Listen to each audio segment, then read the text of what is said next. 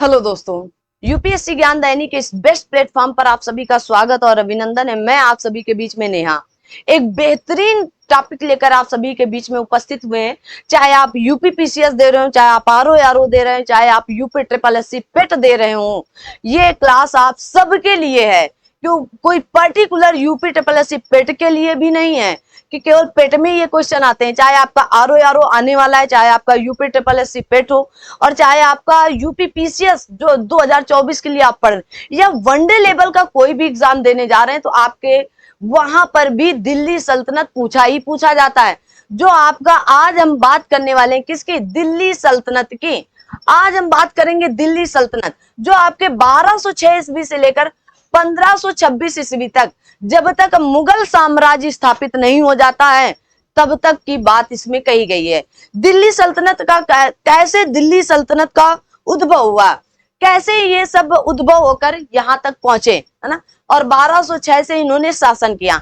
आगे इसके नहीं कहा गया, इसलिए आगे वाला पोर्शन मैंने नहीं पढ़ाया, ठीक है ना। तो सीधा मुद्दे की बात करते हैं। और यूपी पीसीएस आरओ में सब आता है, ये भी आएगा और आगे पीछे सब आता है, लेकिन पेट में कुछ सिलेक्टेड टॉपिक दिए गए इसलिए उनको लेकर आए।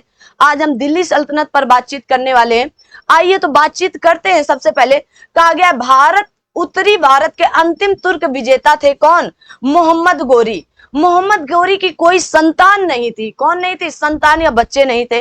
वो बहुत बड़ी समस्या, वो बहुत बड़ी संख्या में अपने साथ दास लाया था। क्या लाया था? दास लाया था, ठीक है ना, जिन्हें उसने अपने अधिकारियों के रूप में नियुक्त किया था। अब जो दास लाए थे, दास मतलब आपके नौकर, आपके कहने अनुसार ही कार्य करे, दास माना जाता है ना। दास किसे कहते हैं? अरे ये तो इनका दास है ना।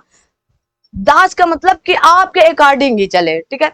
अब कहा गया 1206 में मोहम्मद गोरी की अचानक मृत्यु होने पर कुतुबुद्दीन ऐबक, कौन था? कुतुबुद्दीन ऐबक ने लाहौर में स्थानीय नागरिकों के अनुरोध पर, वहां के स्थानीय नागरिकों के अनुरोध पर, अपने से नहीं बना था बेचारा ना, अनुरोध पर सत्ता ग्रहण की। क्या किया? सत्ता ग्रहण कर लिया। जितना इंपॉर्टेंट लगाना है उतना लगा दे रहे, और इससे ज्यादा आपको नहीं पढ़ना है, खास करके यूपी ट्रिपल एससी पेट के लिए। तो 1206 से लेकर 1290 ईस्वी के मध्य दिल्ली सल्तनत के सुल्तान गुलाम वंश कहलाए। क्या कहलाए? गुलाम वंश कहलाए। लेकिन क्या गुलाम वंश तो उसी वंश को कहा जा सकता ना कि सबके सब गुलाम रहे? ऐसा था क्या? गुलाम वंश के सुल्तानों के नाम से विख्यात है, ठीक है ना। यद्यपि वे एक वंश के नहीं थे, सब अलग अलग वंश के थे। देखो, जैसे कुतुबुद्दीन ऐबक ने कुतुबी वंश का था, इल्तुतमिश शमसी वंश का था, और बलवन आपका बलवनी वंश का था। ये पूछा जाता है, ठीक है ना, याद रखना। इल्तुतमिश किस वंश का था? तो शमसी वंश का था। कुतुबुद्दीन ऐबक किस वंश का था? तो कुतुबी वंश का था। और बलवन किस वंश का था? तो बलवनी वंश का था। मोस्ट इंपॉर्टेंट है। इतिहासकार देखो, इंपॉर्टेंट आपको बता रहे हैं, इतिहासकार अजीज अहमद ने इन शासकों को दिल्ली के आरंभिक तुर्क भी कहे हैं। तो आरंभिक अगर तुर्क किसने कहे हैं, शासकों का नाम दिया, तो आप कहेंगे अजीज अहमद ने। किसने? अजीज अहमद ने आरंभिक तुर्क शासकों का नाम दिया गया इनको। इनमें से प्रत्येक स्वतंत्र माता पिता की संतान थे। इस कारण इन सुल्तानों को गुलाम वंश के सुल्तान कहने के स्थान पर प्रारंभिक तुर्क सुल्तान या आदि तुर्क या मामलुक, देखो मामलुक सुल्तान कहना अधिक उपयुक्त था, क्योंकि सब ऐसा नहीं था कि सब दासों से ही जन्मे हुए थे। ये इनके माता पिता जो थे वो स्वतंत्र थे। कैसे थे? स्वतंत्र रूप से थे, ठीक है, याद रखना। तो मामलुक सुल्तान भी गुलाम वंश को ही कहा जाता है, ये भी आपसे पूछा गया है। कहा गया मामलुक शब्द का अर्थ स्वतंत्र माता पिता से उत्पन्न हुए दास से है। स्वतंत्र माता पिता के से उत्पन्न दास से है मामलुक। देखो कहा गया, अच्छा, मामलुक शब्द का अर्थ है स्वतंत्र माता पिता से उत्पन्न दास से।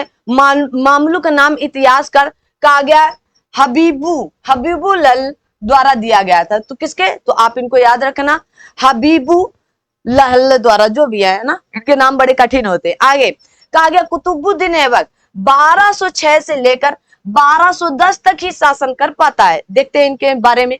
कुतुबुद्दीन ऐबक को भारत में तुर्की राज्य का संस्थापक माना जाता है। वह दिल्ली का प्रथम तुर्क शासक बना। अगर आपसे पूछा जाए दिल्ली का प्रथम तुर्क शासक कौन था, कुतुबुद्दीन ऐबक था। कहा गया सिंहासन पर बैठने पर उसने सुल्तान की उपाधि नहीं ग्रहण की थी, बल्कि केवल मलिक की और आपके सिपह सलार की उपाधियों से ही संतुष्ट रहा। उसने कभी सुल्तान की उपाधि नहीं धारण की थी।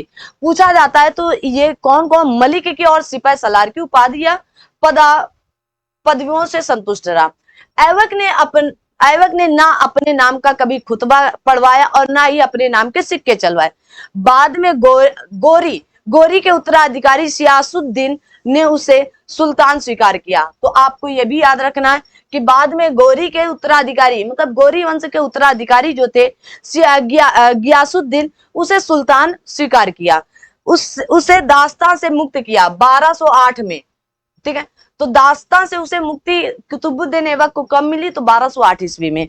ठीक है, ऐबक हमेशा अर्थात 1206 से लेकर 10 तक लगातार लाहौर से ही शासन संचालन किया। लाहौर ही उसकी राजधानी थी। क्या थी? राजधानी थी।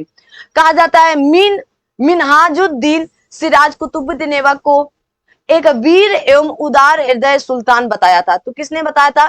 तो आप कहेंगे मिनहाजुद्दीन सिराज। ठीक है ना, इनको याद रखें। कुतुबुद्दीन ऐबक को एक उदार हृदय वाला सुल्तान बताया था। वह लाखों में दान करता था, ऐसा बताया गया कि वो लाखों में दान किया करता था या दिया करता था। उसने अपनी असीम उदारता के लिए उसे लाख बख्श, अब ये भी पूछा जाता है लाख बख्श की उपाधि किसे दी गई थी, तो कुतुबुद्दीन ऐबक को दी गई थी। कहा गया हसन निजामी और फक्र ए मुदव्विर को ऐबक का संरक्षण प्राप्त था। पूरी लाइन याद कर लो, खूब पूछा जाता है। ठीक है, उसने प्रसिद्ध सूफी संत ख्वाजा कुतुबुद्दीन बख्तियार काकी के नाम पर दिल्ली में कुतुब मीनार की नींव रखी, जिसे इल्तुतमिश ने पूरा करवाया था।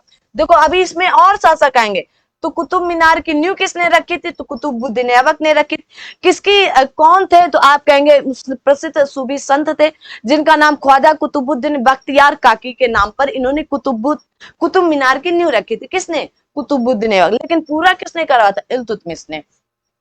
कहा गया तराइन के द्वितीय युद्ध के बाद गौरी ने ऐबक को अपने मुख्य भारतीय प्रदेशों का सूबेदार नियुक्त किया। ठीक है, 1210 ईस्वी में चौगान खेलते समय घोड़े से अचानक गिर जाने के कारण उसकी मृत्यु हो गई। किसकी? ऐबक की। अब कहा गया कुतुबुद्दीन का उत्तराधिकारी उसका अनुभवहीन व अयोग्य पुत्र आराम शाह बना। कौन था? बना आराम शाह। कुछ दिन के लिए बना था, किंतु इल्तुतमिश ने क्या किया, उसे अपदस्थ करके सिंहासन पर अधिकार कर लिया था। ऐबक ने साम्राज्य विस्तार से अधिक ध्यान राज्य के सुदृढ़ीकरण पर दिया था। तो ऐबक ने साम्राज्य विस्तार से अधिक किस पे ध्यान दिया था? तो राज्य के सुंदरीकरण या सुदृढ़ीकरण में, मतलब अच्छा रहे सब कुछ, सब लोग संतुष्ट रहे, ऐसा करने का प्रयास किया गया। लेकिन इल्तुतमिश आया है ना, आराम शाह उसका बेटा, बहुत ना पढ़ा लिखा था ना कुछ ज्ञान था उसके पास, कैसे गद्दी चलाएं। तो 1210 से लेकर 1236 तक अच्छा खासा शासन करते हैं इल्तुतमिश। कहा गया कुतुबुद्दीन का दामाद व उत्तराधिकारी इल्तुतमिश इलवरी युक्त तुर्क था। कैसा तुर्क था पूछा जाता है। तो ये कौन थे? इल्तुतमिश इसके दामाद थे। कहा गया इल्तुतमिश ने ही दिल्ली सल्तनत का वास्तविक संस्थापक था। तो पूछा जाता है दिल्ली सल्तनत का वास्तविक संस्थापक कौन था, तो आप कहेंगे इल्तुतमिश था। कौन था? इल्तुतमिश। कुतुबुद्दीन ऐबक की मृत्यु के समय वह बदायूं का सूबेदार हुआ करता था या गवर्नर का पद था तब। आगे बढ़ते हैं। इल्तुतमिश ने सुल्तान के पद को वंशानुगत बनाया। मोहम्मद गोरी ने 1206 ईस्वी में, कहा गया कि खोखरों के विद्रोह के समय इल्तुतमिश की असाधारण योग्यता के कारण उसे दास्तां से पहले ही मुक्त कर दिया था। 1206 में ही मुक्त हो गया था ये। ठीक है ना, और जबकि कुतुबुद्दीन ऐबक 1208 में मुक्त हुआ था। ठीक है, 1229 ईस्वी में उसे बगदाद के अब्बासी खलीफा से मान्यता का अधिकार पत्र प्राप्त हुआ था। ठीक है, कि ये दास्तां से मुक्त है, जिससे सुल्तान के रूप में उसकी स्वतंत्रता स्थिति एवं दिल्ली सल्तनत को औपचारिक मान्यता प्राप्त हुई। कहा गया 1234 से 35 ईस्वी में तुर्कों ने, कहा गया भिलसा के एक प्राचीनतम हिंदू धर्म तथा उज्जैन में महाकाल के मंदिर को लूटा और नष्ट किया था। ठीक है ना, याद रखना। इल्तुतमिश के समय में अवध में पृथु पृथु का विद्रोह, कौन सा? तो आप कहेंगे पृथु का विद्रोह हुआ था। कहा गया विरोधी सरदारों को परास्त कर इल्तुतमिश ने अपने वफादार गुलाम अमीरों या सरदारों जो होते थे कि एक टुकड़ी रखी जिसे तुर्कान ए चहलगानी कहा जाता था। तो पूछा जाता है तुर्कान ए चहलगानी या इसे 40 आमीरों का समूह कहा जाता था। किसने निर्मित किया था या गठन किया था? तो इल्तुतमिश। तुर्कान ए चहलगानी, इसमें 40 आमीर लोग रहते थे। ठीक है। 1221 ईस्वी में दिल्ली सल्तनत को चंगेज खां के आक्रमण का खतरा उत्पन्न हो गया था, जब वह कहा गया ख्वारिज्म के अंतिम शाह कौन थे? जलालुद्दीन मांगबरनी का पीछा करता हुआ सिंध तक पहुंच गया। तो जलालुद्दीन ने इल्तुतमिश से शरण मांगी, जिसे इल्तुतमिश ने अस्वीकार कर दिया और इस प्रकार नवोदित तुर्की साम्राज्य को बचा लिया था, नहीं तो यह भी चला गया होता ना। आगे बढ़ते। कहा गया 1230 से 31 के बीच में इल्तुतमिश ने बंगाल पर पूर्ण रूप से अधिकार कर लिया। सिखों पर इल्तुतमिश ने अपना उल्लेख खलीफा के प्रतिनिधि के रूप में करवाया। इसने सिक्कों पर टकसाल का नाम लिखवाने की परंपरा शुरू की। किसका? टकसाल का नाम लिखाने का परंपरा शुरू की। ग्वालियर के विजय के बाद इल्तुतमिश ने अपनी पुत्री रजिया का नाम क्या किया? सिक्कों पर अंकित करवाया। ठीक है। उसने कहा गया मिनहाजुद्दीन सिराज कौन थे? तो उसने मिनहाजुद्दीन सिराज तथा मलिक ताजुद्दीन को संरक्षण प्रदान किया। किसने? इल्तुतमिश ने। उसने लाहौर के स्थान पर दिल्ली को अपनी राजधानी बनाई। तो अब दिल्ली राजधानी बन चुकी थी इल्तुतमिश के शासनकाल में। उसने एकता की शासन व्यवस्था और सुल्तान की सेना के निर्माण का विचार दिल्ली सल्तनत को प्रदान किया। मोस्ट इंपॉर्टेंट है, इसको एकदम याद करके रखो। आगे देखेंगे। आगे आता है कि इसने मुद्रा में सुधार किया हुआ पहला तुर्क शासक जिसने शुद्ध अरबी सिक्के चलाए। कौन? इल्तुतमिश ने। कहा गया सल्तनत युग के दो महत्वपूर्ण सिक्के चांदी और टंका। चांदी का जो सिक्का हुआ था तो उसको टंका, और जो तांबे का सिक्का हुआ उसे जीतल, उसी से आरंभ हुआ था। ठीक है ना। जो शुद्ध अरबी सिक्के तो चांदी का टंका कहा जाता था और तांबे का जीतल कहा जाता था। पूछा जाता है इल्तुतमिश ने एकता संस्था का प्रयोग भारतीय समाज की सामंतवादी व्यवस्था को समाप्त करने तथा साम्राज्य के दूरस्थ भागों को केंद्र के साथ संयुक्त करने के एक साधन के रूप में प्रयुक्त करता था। इंपॉर्टेंट पॉइंट है, याद कर। डॉक्टर कहा जाता है। डॉक्टर के निजामी के अनुसार ऐबक ने दिल्ली सल्तनत की रूपरेखा के बारे में सिर्फ दिमागी खाका बनाया था। इल्तुतमिश ने उसे एक व्यक्तित्व, ठीक है। इल्तुतमिश ने उसे एक व्यक्तित्व, एक पद, एक प्रेरणा शक्ति, एक दिशा, एक शासन व्यवस्था, एक शासक मार्ग प्रदान किया था। तो अगर पूछा जाए डॉक्टर के निजामी के अनुसार ऐबक ने क्या किया था? दिल्ली सल्तनत की रूपरेखा रखी थी, लेकिन विस्तार पूर्ण रूप से किसने किया था? तो इल्तुतमिश ने की थी। ये डॉक्टर के निजामी बता रहे। कहा गया डॉक्टर एवसरी प्रसाद के अनुसार इल्तुतमिश था। उसने कहा कि निसंदेह गुलाम वंश का वास्तविक संस्थापक यही है। इल्तुतमिश के शासन का मुख्य आधार विदेशी मुसलमान थे। कौन थे? विदेशी मुसलमान थे। उसने अपने उत्तराधिकारियों के रूप में ज्येष्ठ पुत्र का चयन करने की सामान्य प्रथा भी तोड़ी थी। क्या तोड़ी थी? सामान्य प्रथा भी तोड़ दिया और अपनी पुत्री रजिया को अपना उत्तराधिकार नियुक्त किया था। किंतु इल्तुतमिश की मृत्यु के बाद तुर्की आमीरों ने उसके पुत्र रुकनुद्दीन, कौन थे? रुकनुद्दीन को गद्दी पर बैठाया। जो वहां के आमीर हुआ करते थे ना, वो जो 40 दलों का आमीर बना था, मतलब 40 बनाया गया था कि 40 दलों का होगा, वो लोग नहीं चाहते थे ऐसा। रुकनुद्दीन के समय में उसकी माँ कहा गया शाह तुर्कान के हाथ में वास्तविक सत्ता थी, जो कहा गया अति महत्वाकांक्षी और निर्दयी महिला थी। ठीक है। इसे जान समूह द्वारा अपदस्थ कर रजिया को सुल्तान बनाया गया। अब आती है आपकी रजिया सुल्तान, जो 1236 से लेकर 1240 तक 4 साल शासन करती हैं। तो ग्वालियर से वापस आने पर इल्तुतमिश ने रजिया को अपना उत्तराधिकारी घोषित कर दिया और चांदी के टंके पर उसका नाम अंकित करवाया। किस पर? चांदी के टंके पर। चांदी के टंके पर, ठीक है ना। और इल्तुतमिश की मृत्यु के बाद 30 वर्षों का इतिहास सुल्तानों व आमीर के बीच सत्ता के अधिकार के लिए संघर्ष का इतिहास था। रजिया के काल से ही राजतंत्र और तुर्क सरदारों के बीच में संघर्ष प्रारंभ हुआ, क्योंकि रजिया जो राजतंत्र और तुर्क सरदार थे ना, ये कभी नहीं चाहते थे कि कोई महिला आकर हम पर शासन करें या कोई महिला आकर हमें दिशा निर्देश करें, तब भी नहीं चाहते थे, आज भी लोग बहुत कम रेयर केस में चाहते हैं, ये सच्चाई है, ठीक है ना, सच्चाई है, ठीक है। आगे कहा गया, रजिया के मामले में पहली बार दिल्ली की जनता ने उत्तराधिकारी के प्रश्न पर स्वयं निर्णय लिया।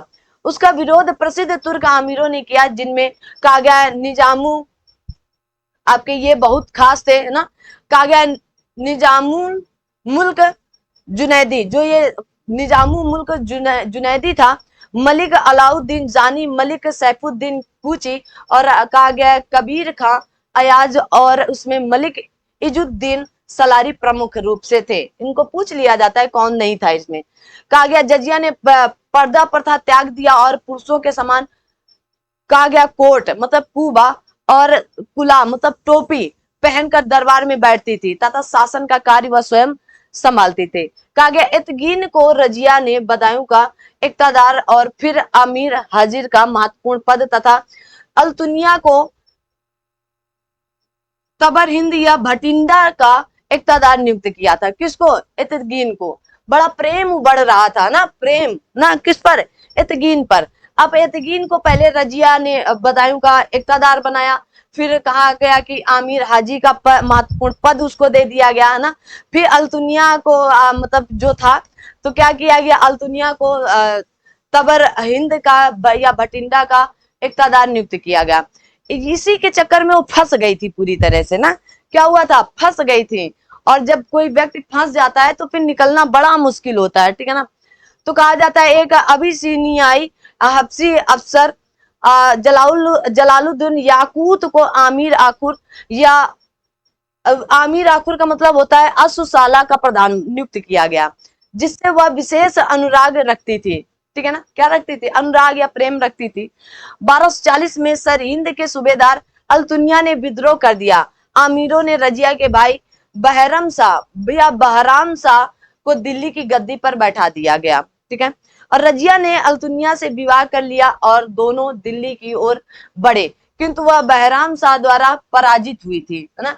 ये लोग क्या मतलब बढ़िया भाग गई, है ना, उसके साथ घोड़सवारी सीखने जाती थी, तो लोगों को पसंद नहीं आया। आप एक सुल्तान है ना, एक सुल्तान की तरह होना चाहिए, ये नहीं छोटी छोटी हरकतें करनी चाहिए। थोड़ी बहुत गलती तो रजिया की भी थी ना, ऐसा नहीं था रजिया गुंडों में फंस गई, ऐसे ही नहीं फंसी थी रजिया, रजिया के कुछ कारण थे ना, तो इसलिए तो फिर क्या हुआ, इनकी मृत्यु हो जाती है 13 अक्टूबर 1240 ईस्वी में, उसकी हत्या कर दी जाती है। रजिया के राज्यारोहण में दिल्ली की सेना जनता और अधिकारियों का सहयोग था, ठीक है। रजिया की असफलता का मुख्य कारण तुर्की गुलाम सरदारों की महत्वाकांक्षाएं थी। कुछ इतिहासकार रजिया की असफलता कारण उसके महिला होने को भी मानते, बिल्कुल मानते हैं, और यही था मुख्य कारण, है ना यार। सब कुछ वो संभालती धीरे धीरे समय लगता है, जब कोई एक किसी मुख्य पद पर बैठता तो उसके लिए समय लगता है, ऐसे नहीं मुंह उठाकर बस काम हो जाएगा। लेकिन एक महिला होने के कारण लोग उसे पसंद ही नहीं करते, उसको कामों को नकार ही देते थे। कहा गया है कि आपके एल्फिंस्टन के अनुसार यदि रजिया स्त्री ना होती तो उसका नाम भारत के महान मुस्लिम शासकों में शामिल होता, बिल्कुल होता, ठीक है। कहा गया मुइजुद्दीन बहराम शाह अब आता है, ठीक है।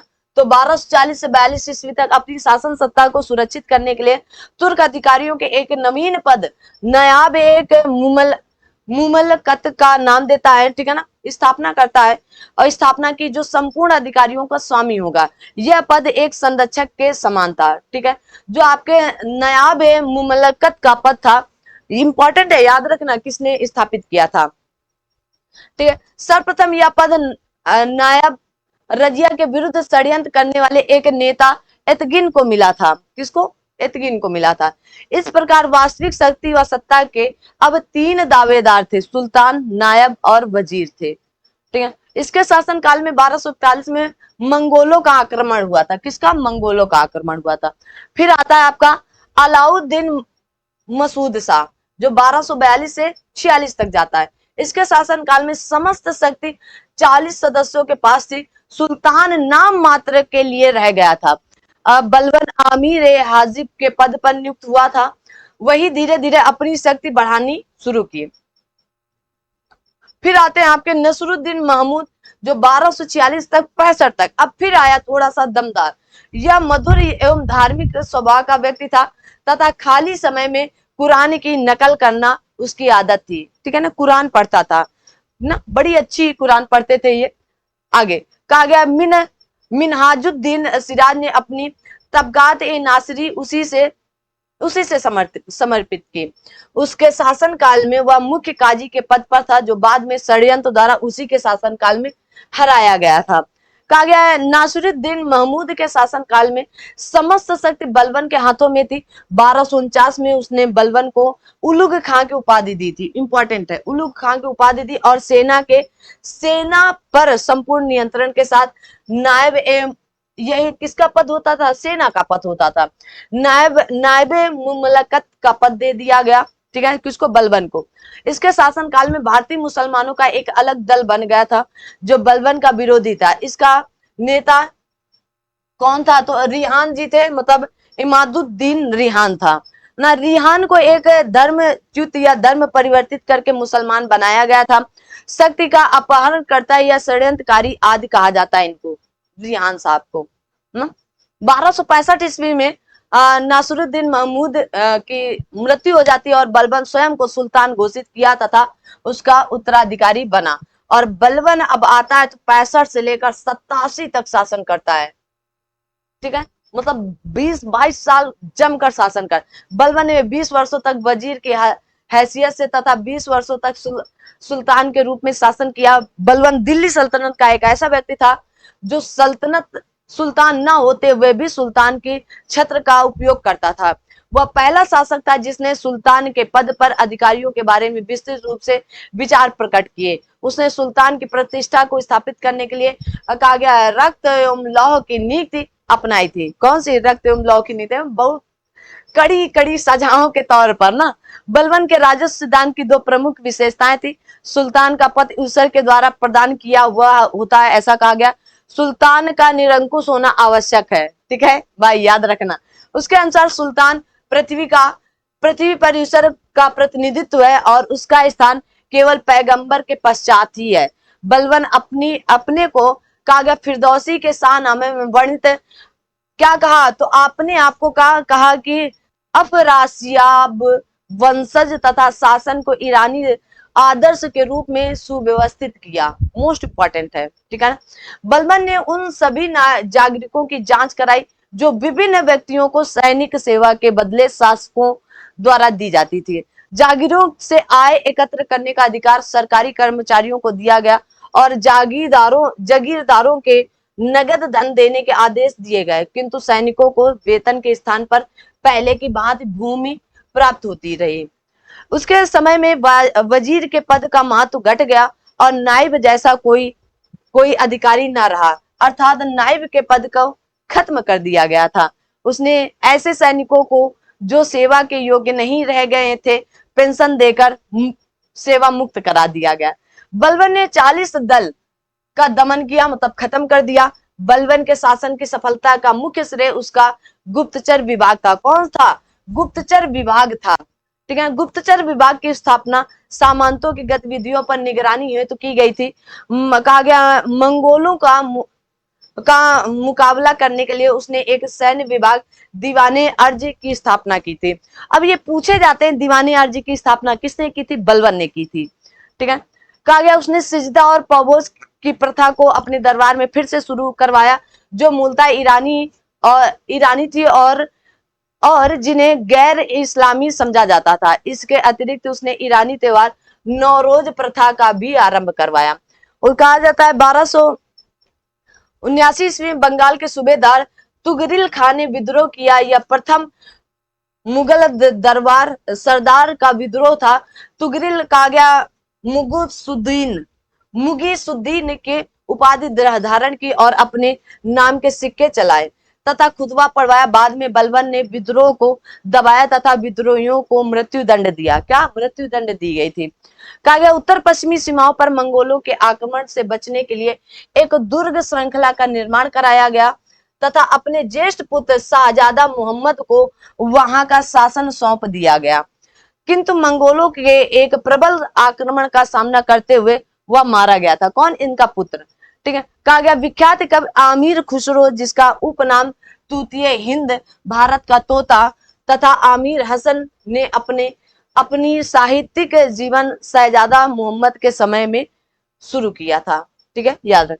बलबन की मृत्यु के बाद उसका पौत्र कैकूबाद उसका उत्तराधिकारी हुआ, जो एक अत्यंत विलासी एवं कहा गया कामुक व्यक्ति था। विलासी टाइप में बिल्कुल बेकार टाइप का ना। परिणाम स्वरूप संपूर्ण प्रशासन अराजकता से ग्रस्त हो गई और राज दरबार आमिरों की उच्च आकांक्षाओं के एवं संघर्षों में गिरफ्त हो गया था। ठीक है, आइए आगे। कहा गया आमिरों के एक गुट के नेता आरिज ए मुमलिक या मुमालिक मलिक फिरोज या जलालुद्दीन कैकुवाद की हत्या करके राजगद्दी पर स्वयं अधिकार कर लिया। इस प्रकार दिल्ली सल्तनत में गुलाम वंश का अंत हो गया। और कहा गया डॉक्टर ए वी हबीबुल्लाह के ने बलबन के शासनकाल को सुदृढ़ता का युग कहते हुए उसके लिए कौन सा शब्द? तो आप कहेंगे कॉन्सिडरेशन का शब्द का प्रयोग किया था। मोस्ट इंपॉर्टेंट है। ठीक है, अब आता है आपका खिलजी वंश। तो 1290 तक की बात हुई है गुलाम वंश की। अब आगे आप पढ़ेंगे क्या? खिलजी वंश। ठीक है ना। तो अगली क्लास में आप सभी लोगों को खिलजी वंश से शुरुआत करेंगे। तो खिलजी वंशों का दिल्ली सल्तनत की राजगद्दी पर अधिकार एक राजवंशी परिवर्तन से कहीं अधिक महत्वपूर्ण घटना थी। खिलजी वंश की स्थापना खिलजी क्रांति के नाम से जानी जाती है। ठीक है, तो आज तो आप गुलाम वंश पढ़े हैं। ठीक है ना। जो आप जानते हैं दिल्ली सल्तनत कई वंशों में टूटा था, तो वहां से पहला गुलाम वंश आपका, फिर खिलजी वंश, धीरे धीरे करके सारे वंश आपके पढ़ाए जाएंगे। तो आज की ये क्लास यहीं तक, फिर मिलेंगे अगली क्लास में। आपको खिलजी वंश लेकर आएंगे और फिर धीरे धीरे करके अगर छोटे छोटे होंगे तो दो वंश एक में कर देंगे, बड़े होंगे तो फिर एक एक करके ही पढ़ाए जाएंगे। ठीक है ना। खिलजी वंश के बाद आप तुगलक वंश देखेंगे ना, और तुगलक मतलब सैयद वंश, लोधी वंश, सबकी बात करेंगे एक एक करके। तो आज की क्लास यहीं तक, फिर मिलते हैं अगली क्लास में। तब तक के लिए थैंक यू सो मच। जय हिंद, जय भारत। रिवीजन करते रहे फटाफट ना।